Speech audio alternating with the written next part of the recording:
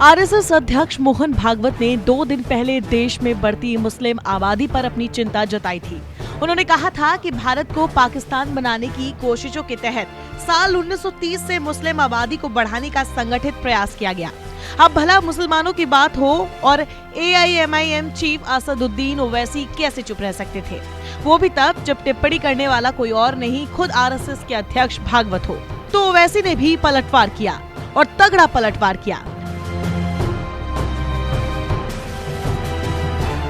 ओवैसी का कहना है कि आरएसएस के पास जीरो दिमाग है और मुसलमानों से नफरत 100% है। दरअसल ओवैसी ने शुक्रवार को अपने ट्विटर अकाउंट पर लगातार 2 ट्वीट कर मोहन भागवत पर तीखा प्रहार किया है।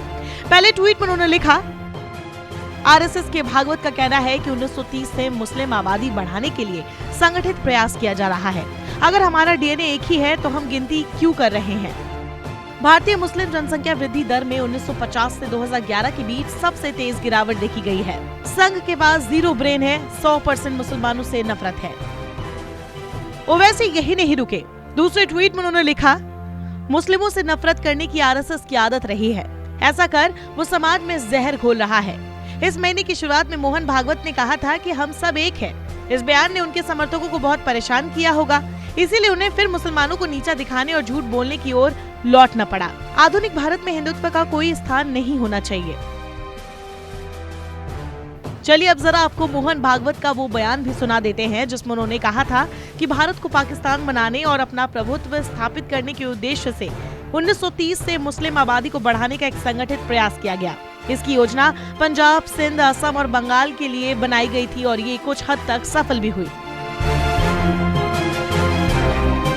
तो 1930 से योजनाबद्ध रीति से और मुसलमानों की संख्या बढ़ाने के प्रयास हुए। उसका कारण जैसा बताया गया भी कि कोई संतरास था इसलिए इधर आके यहां संख्या बढ़े, ऐसा था, ऐसा नहीं। इकोनॉमिक कोई आवश्यकता थी, ऐसा नहीं। एक योजनाबद्ध ऐसा विचार था कि जनसंख्या बढ़ाएंगे, अपना प्रभुत्व, अपना वर्चस्व स्थापित करेंगे और फिर इस देश को पाकिस्तान बनाएंगे। ये पूरे पंजाब के बारे में था, ये सिंध के बारे में था, ये असम के बारे में था, ये बंगाल के बारे में था। कुछ मात्रा में सत्य हो गया, भारत विखंडन हो गया, पाकिस्तान हो गया, लेकिन वो जैसा पूरा चाहिए था वैसा नहीं मिला। आसाम नहीं मिला, बंगाल आधा ही मिला, पंजाब आधा ही मिला। बीच में कॉरिडोर चाहते थे, वो नहीं मिली। तो फिर जो मांग के मिला वो मिला, अब इसको कैसे लेना, ऐसा भी विचार चला। और इसलिए फिर 2 प्रकार हो गए। कुछ लोग वहां से आते थे, पीड़ित संत्रस्त होकर आते थे, वो शरणार्थी थे, रिफ्यूजीज थे। और कुछ लोग आते थे, जाने अनजाने होगा, चाहे अनचाहे होगा, लेकिन संख्या बढ़ती थी, संख्या बढ़ाने का उद्देश्य लेके आते थे। वो संख्या बढ़े इसलिए उनको सहायता भी होती थी, होती है आज भी।